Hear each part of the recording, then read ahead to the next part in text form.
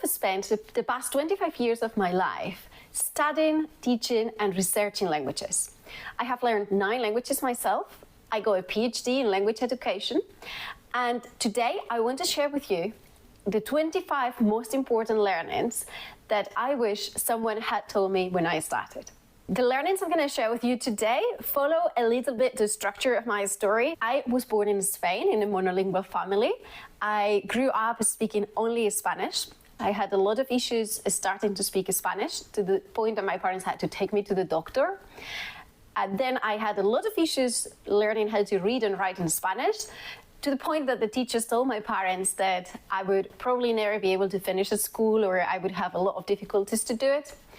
Of course, I learned how to read and to write. Then I started learning English when I was around 10 years old. And I had a lot of issues learning English as well. I just don't know why, but I just couldn't do English. It was really strange. And all the kids would laugh at me. And of course, I felt really bad about it. So I decided that I was going to take things in my own hands. And I was going to learn English really, really well, so kids wouldn't laugh at me. I only started learning my second foreign language, French, when I was 14 years old at school as well. And that was much better, to the extent that when I finished school, I decided that I wanted to go to university and train as a translator and interpreter. So like a professional language specialist.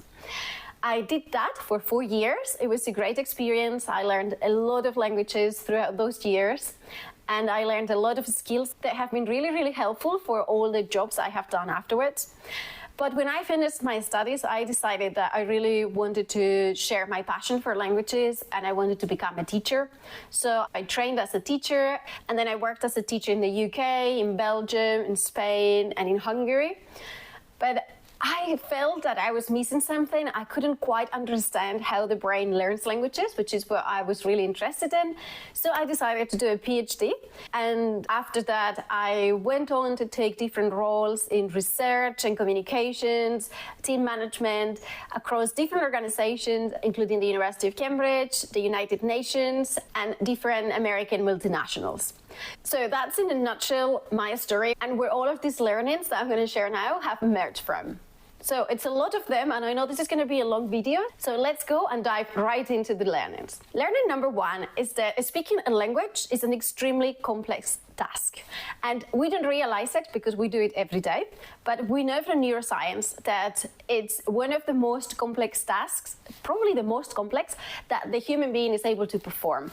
It involves coordinating over 100 muscles around the abdomen and the throat, and learning how to do it will take some time and will take some effort, even when we are babies and this is our mother tongue. Now, when we're learning to speak a foreign language, the process is slightly different, and we do have frameworks that can make it easier. Especially, we know that there are several stages through which language goes through before it becomes so automatic that we can speak without thinking about every single movement that we need to do, like I am doing right now. Learning number 2, each brain is unique. Each brain perceives reality in a unique way, and that will determine as well how each brain is going to learn new information, including languages. The obsession of my life has been trying to understand how the brain learns languages, why some people learn faster than others, why some methods work for some people and don't work for other people. And what I've come to realize is that, of course, there are universal principles, but every brain is very unique. And understanding the uniqueness of each brain, it's going to help us learn the target language much faster and much better, simply because we are not wasting time doing all that trial and error. We're just going to go straight into the activities, tasks, ways of presenting the information that work for your specific brain. Now, if you're interested in that, I have a very special test that I use with my private clients. It's not public just yet because right now it's quite intensive and I have to do it with them. But I am thinking of maybe sharing it publicly in the future.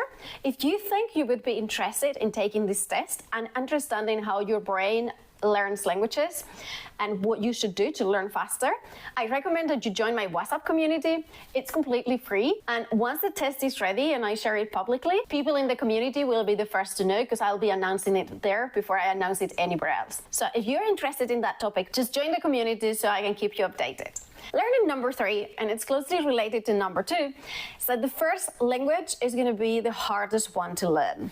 For me, learning English took so much effort, but it was my first language. The first language is going to be the hardest because your brain has to figure out how to learn languages. It has to figure out what works for you and what is the best way to package the information so that you understand it and you can learn it. So yes, it takes time. But that takes me to learning number 4, which is that any other languages you learn after that are going to get much easier. So when I started learning English, it was really, really difficult. But then when I learned French, it got easier.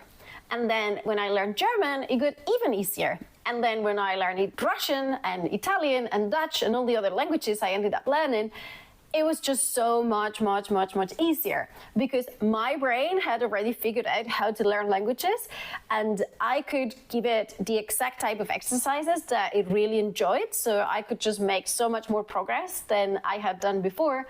When in your first language, you're just basically trying to figure everything out, this whole trial and error, and it's such a waste of time. And this takes me to number 5. Starting early does help, but only if it's an immersion setting. If you are starting to learn a language early with just a couple of hours per week, it's not going to be that helpful. And we know from research that kids that start when they are like 10, 12 can catch up in about 6 months with kids that started learning the language when they were like 3 years old. That's because your brain, when you are so young, still doesn't have the maturity to actually understand this other language. Yes, when you are immersed in the language, when you are exposed to different languages, you can just absorb them, then it's different. But I'm thinking of my own experience of growing up in a country where English was not spoken, and I only had a couple of hours per week of exposure to the language. I wasted so many hours in private lessons and courses trying to learn English when my brain still didn't have the maturity necessary to actually be able to understand this language or to develop the new language competence. And this takes me to learning number 6, which is the teacher really makes a difference. A good teacher is someone that helps you understand the language, that helps you understand your mistakes and how to fix them, is going to make the huge difference in your learning and in the pace of your progress. It's going to motivate you, it's going to make you want to learn more and to go faster and farther. So if you are currently working with a teacher and you're not inspired, I say this to all my students: change teacher. Because in languages like in life, there's nothing worse than staying with someone that you know it's not a good fit, but you just don't really know how to tell them. So you end up staying for much longer than you should.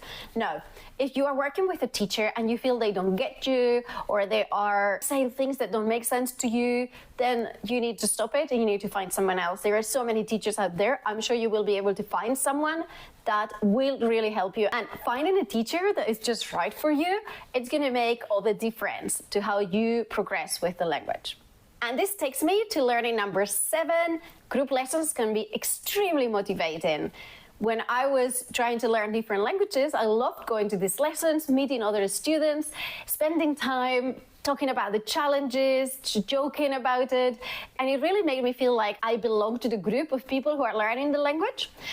However, and this is learning number 8, I didn't find that group settings were so effective for learning. Sometimes it's just really difficult for the teacher to adapt to the needs of each of the students and the different ways in which they understand and process information. So the bigger the group, the more problematic the learning is going to be, or the slower it might be. So don't take me wrong, it doesn't mean that group lessons do not work. It just means that depending on the type of learner that you are, it may be the case that you don't enjoy them so much or that they're not so effective for you. I personally found myself signing up for courses that then I would, at some point, if I was very short in time and I really wanted to progress fast, I'd just stop going to the course and stay at home and just study, and then find other ways to practice the language that would be more personalized to me, like in a language exchange with a native person, for example. And I find that worked much better for me, and it gave me much faster progress than those group lessons. But again, they were fun. So you really need to see how you feel about it and see what works for you. And now learning number 9 is that learning to speak a foreign language can actually hurt your throat. It's not a sore throat like when you're sick. It's more like sore muscles. At some point when I was trying to learn, especially German, Russian, and Hungarian, which are languages that have very different sounds to the ones I'm used to making in English or in Spanish or in other of my languages. But after practice sessions, I would find myself with like sore muscles, literally around this area. Bear in mind, I was doing very intensive practice sessions to improve my pronunciation and to make sure I was articulating the sounds correctly. And yes, it's not rare. It's simply because your throat and your whole vocal system is learning to make sounds that are completely new. These muscles have been used in a certain way for years, and now you're twisting them. You're asking them to like bend themselves in a slightly different direction. So that, of course, it's going to take a little bit of time until it feels natural, and it's not rare that at the beginning it feels a bit sore. So that's perfectly normal, but I didn't know about it, and I remember being quite worried, like, what is happening? No, it's perfectly normal. Now, learning number 10, I learned this while I was training to become a conference interpreter, and it's the concept of lexical availability. It means that when you are speaking any language, including your mother tongue, you only have a certain number of words available to use easily.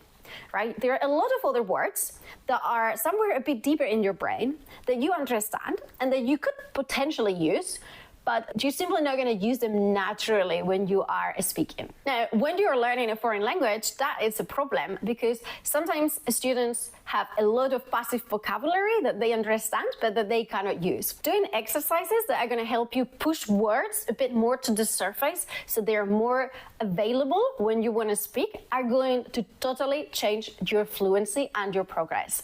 The moment you are able to start using more of those words that you know, but that currently are just dormant, they are somewhere like they're sleeping in the very deep layers of your brain, the moment you bring those words to the surface and start using them actively, it's completely going to transform your fluency in the language. So learning that this existed and how to tackle it, how to work on it, was probably one of the biggest learnings I got from training to become a conference interpreter. Now, if you're wondering, conference interpreter is someone that sits at the back, usually in a conference room, in a booth with headphones, and it's going to translate verbally what's happening in the conference in one language into another. Now, when you're doing that, you need to remember all the words. Like, you cannot just be like, I don't remember that word. Even doing that is considered very unprofessional. So the level of language training that you get when you train to become an interpreter is huge. I'll record another video about this at some point, but just so you understand the concept and you understand that mastering this can totally change your fluency. Learning number 11, translating is not bad. A lot of the people speaking about language learning out there are going to say you should never translate. You should never translate into your mother tongue or into any other language. You should try to think in the target language. So traditionally, translation is seen as something very, very bad that you should never do when you are learning a language. Now, I remember I was already publishing against this belief like 15 years ago. And I still hear people saying that translation is really bad for learning. And believe me, it's not. I think I learned so much more about all my languages, including Spanish, when I studied translation and I was learning how to translate than I did in any other language course. Translation has been proved to be one of the most useful and motivating tasks for students. They are intellectually very challenging tasks, so they require studying the language at a much deeper level of understanding. And they can be extremely, extremely helpful for anyone learning a language. And I'm not talking about professional translation here, of course. I'm just talking about certain translation tasks or tasks that apply translation principles that can be used, and they can really accelerate the internalization of all the rules and the language itself. Your brain is not keeping languages in separate drawers as like English, French, Spanish, and this is it, and they never mix. No. We know now from research that the brain has a single language system, and all the languages, they're like extra layers that are being put on it. Your brain is going to have one concept, and it's going to have different labels for it, different tags in different languages, but it's still the same concept, and it has to go through the same little pathway to get to this concept that you mentioned it in English, in French, in Italian, or in Chinese, or whichever other language you are learning. So saying that you shouldn't translate goes literally against how the brain is storing the language information. It's just literally against nature. Now, learning number 12, and I learned this one the hard way as well, it's that reading a lot in a foreign language can actually screw up your pronunciation. And there is a whole neuroscientific reason for this, and I've got other videos explaining it if you're interested. But basically, the problem is that when you are reading, your brain needs to listen to the words. If you don't know the pronunciation of those words, because it's the first time that you are seeing them in that book or in the article that you're reading, your brain is going to make up how they sound. It's going to make up some pronunciation for those words because it cannot process them without that. So basically, when you are trying to learn just by reading and you are not listening to those words, you are teaching your brain wrong ways of pronouncing those words. And that made up pronunciation, it's very often heavily influenced by your native language. So when you start reading a text and you're not checking the pronunciation of new words, what you're doing is you're helping your brain record the wrong pronunciation for all of those words. And believe me, it's going to be using that wrong pronunciation for years and years to come. So what you should always do when you're reading and you find a new word or simply a word that you're not sure how to pronounce, you're going to check it on ChatGPT, you check it in Google. You know, I didn't have all of those choices when I was learning languages. I had nothing. Now you have all of those tools. Please use them because that is going to really help you progress much faster than if you're just reading without listening and recording the wrong pronunciation. And then honestly, you're going to spend years trying to undo that damage. And this takes us to learning number 13, which is that shadowing can really help. Now, shadowing is a very simple task that you do. You listen to a text. I recommend that you're always reading it at the same time, so you are linking the way it sounds with the way it's written. But that depends a little bit on how your brain learns. So it may be that you are okay just listening, but anyways, you're gonna listen to it and you're going to repeat word after word, trying to imitate the sounds in the other language. Now, you're gonna do that very slow. There is no rush when you're doing this exercise, but the goal is to start linking the sound with the words, the meaning, and how they are written.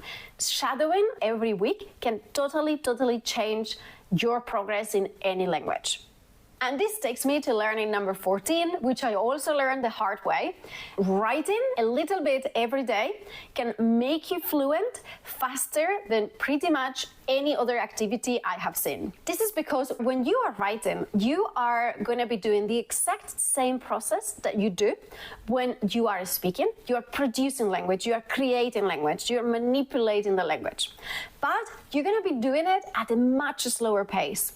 So you're going to give your brain time to find all those words, to put together all those rules, to remember the conjugation of the different verbs if you're learning a language that has conjugations. All of that, it's going to allow your brain to start practicing those processes, and then slowly you can progress to using them faster in typing or in speaking. But the process is the same. So if you are struggling with speaking, maybe start by writing a little bit every day, and you will see after 3-4 weeks the huge difference it makes on your ability to use the language when you are speaking, to manipulate the language when you are speaking, and to speak more fluently, especially if you try to speak about similar topics that you are writing about. Learning number 15, immersion on its own doesn't really work that great for adults. I've tried it myself and I learned it the hard way. You think that you're just going to go to the country and listen to people speaking in a cafe or in the tram and you will absorb the language. And unfortunately, I did not see that happening for me. I struggled a lot and then I eventually abandoned and I went on to learn the language properly, even if I was still immersed in the country. However, I have to say there are people I have met who have a special type of brain and who will learn a lot and very fast through immersion. So again, this is my learnings of what I have seen. And what research shows as well is that immersion doesn't necessarily work very well for adults. And the reason for that is learning number 16, which is that adults do not have baby brains anymore. When you are a baby, your brain is super elastic. It can change shape, it can incorporate new information. It's literally a sponge. So when a baby brain is listening to languages that are happening around it, it's super easy for this brain to absorb this new knowledge and incorporate it into these structures that are still being formed. However, adult brains do not work like that. As adults, our brains are much more rigid. They're not as flexible. Those parts of the brain that allow babies to just absorb knowledge, we don't have access to those usually anymore.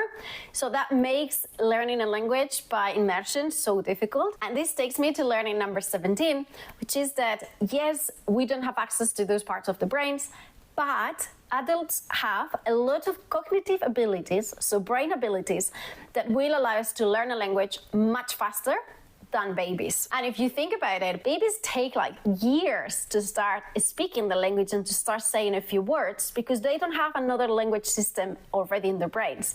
Adults already have a language system, and through this language that they already know, they can understand explanations, they can understand complex concepts, they can understand rules. So just the fact of having another language already that allows you to understand the new language, it's going to make it much easier and much faster for you to start speaking a foreign language than you did your mother tongue. And believe me, I always say, if you think that kids learn languages very fast, take a 10-year-old and ask them to explain something complex and see how good their language is. Do you want to learn a language for 10 years and still be at that level? Probably not. So as adults, we can take advantage of a lot of abilities that children simply do not have, let alone babies. So yes, we are partly disadvantaged, but we do have our own advantages too. So not everything is negative.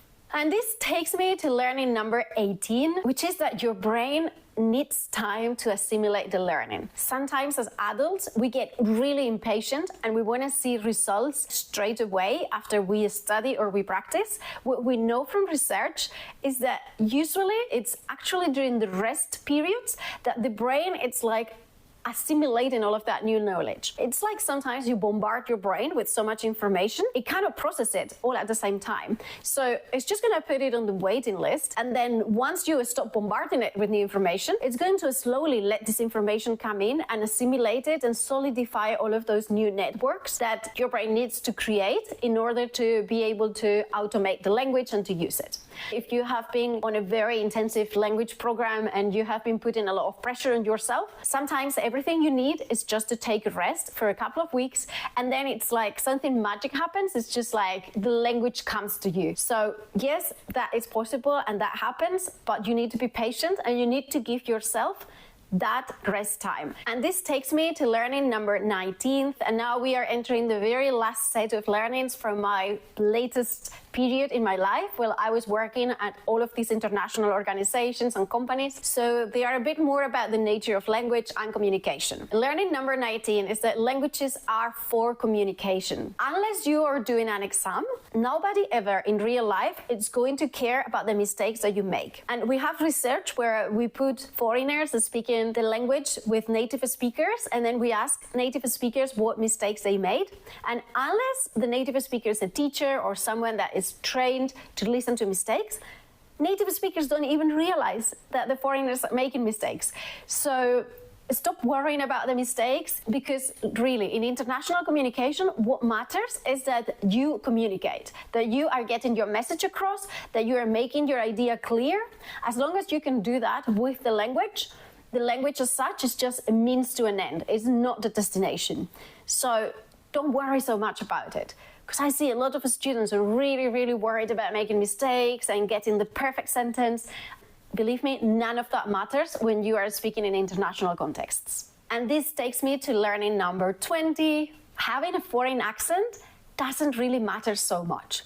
And if I'm saying this, it's because I know a lot of students are really worried about their accent and they want to have a perfect accent.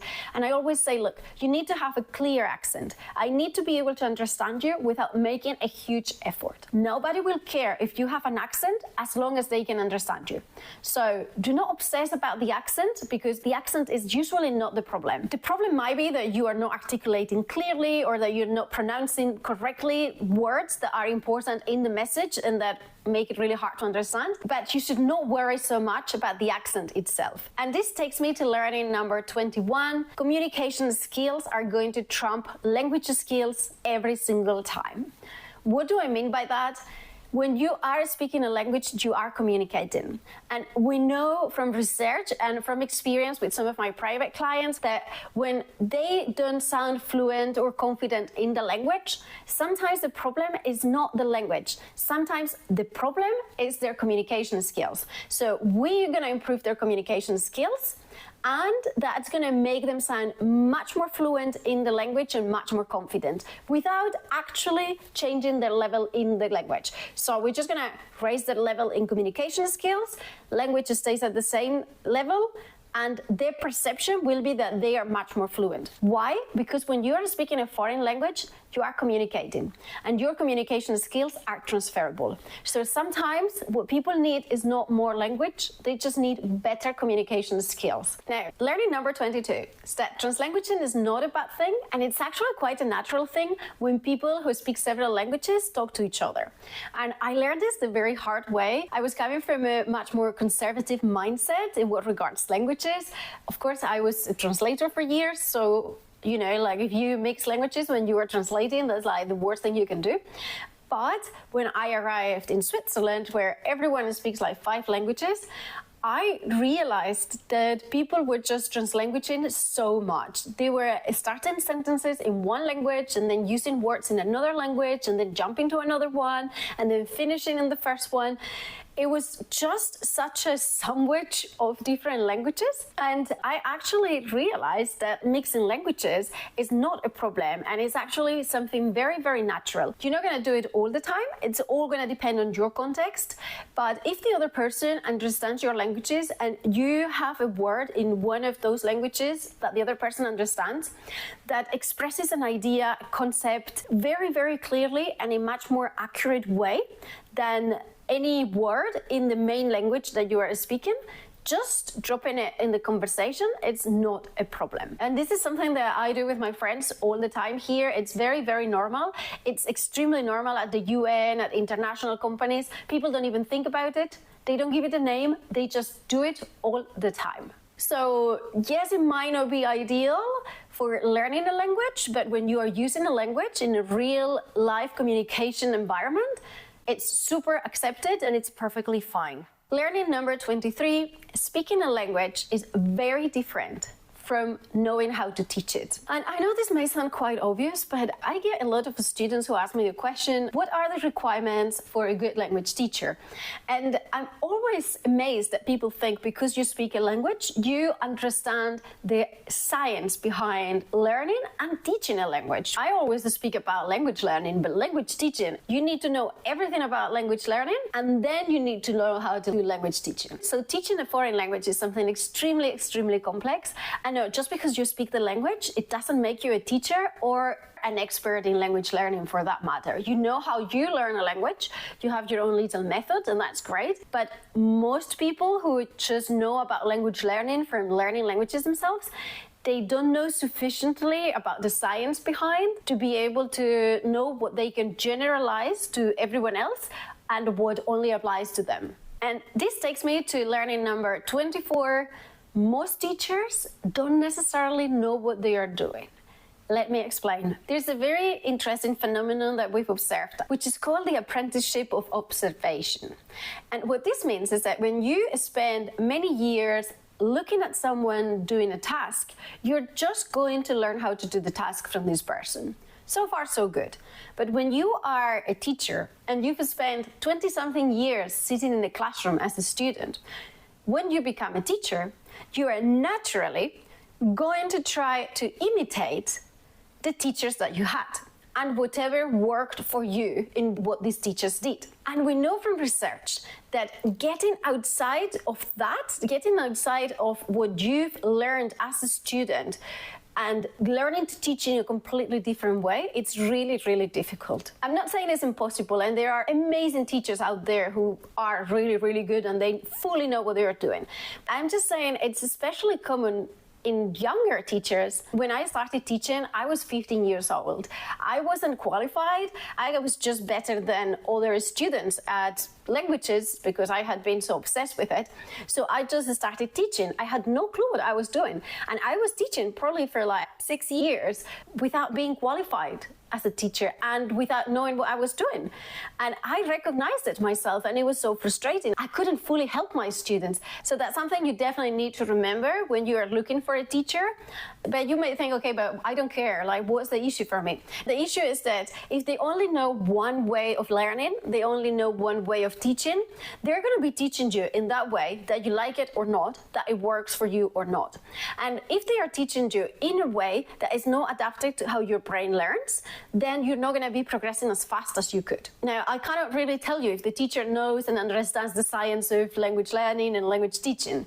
But what I can recommend is that you look for someone that is sufficiently qualified and that has sufficient experience. We know from research that the more experience and the more qualifications teachers have, usually the better they are able to adapt to how their students learn.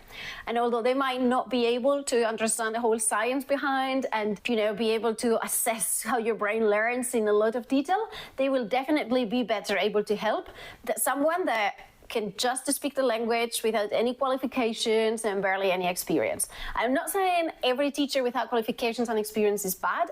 I'm just saying if you want to be on the safe side, go for someone with more qualifications and more experience. And this takes me finally to learning number 25. Most experts out there, unfortunately, don't really understand the science of learning a foreign language either. And when I'm talking about experts, yes, I'm talking about a lot of people that just, learn a few languages and they think that they know everything about language learning and about how it works.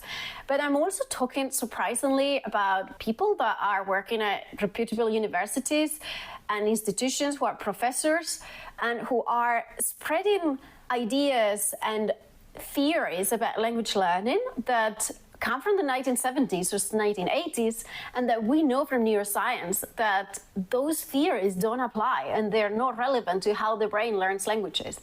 So just to give you a comparison, there are colleagues, especially in the US, there are neuroscientists, neurosurgeons, and they spend their days mapping how language is encoded in the brain and how we use the brain to decode and to recode language and to express ourselves. They are operating on people with speech impediments, trying to help them.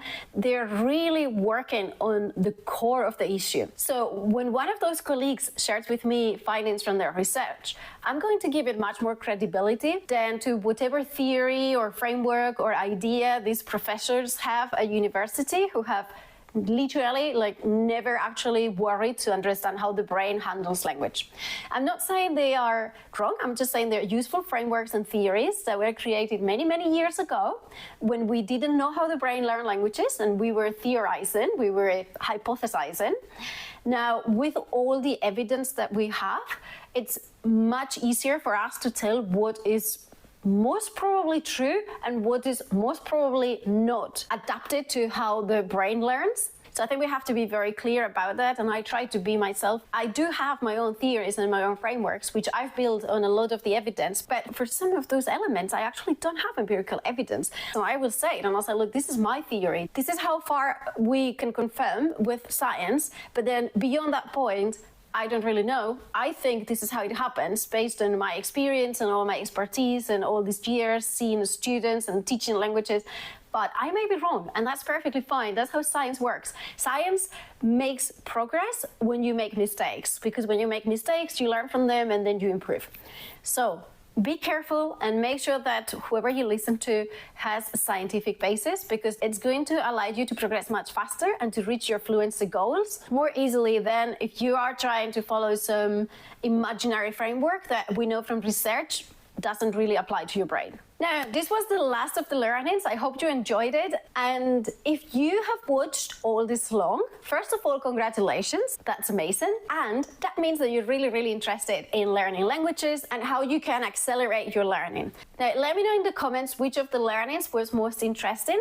And I encourage you to join my WhatsApp community. It's completely free. I share additional insights. You can ask questions. And it's also the place where I share any news before I share them with the rest of the world. I've got plenty of exciting things that I am preparing that are coming up. Make sure to join the community so that you will be first to know whenever I decide to launch them. And that includes the little assessment to find out how your brain works, which I think will be ready soon, but I'm still working on it. If you find this video interesting, I recommend that you watch this video next, where I unpack the 7 most important and universal principles about how the brain learns languages, and where I dig much deeper on some of the concepts I have just touched upon during this video. So go watch it now, you won't regret it.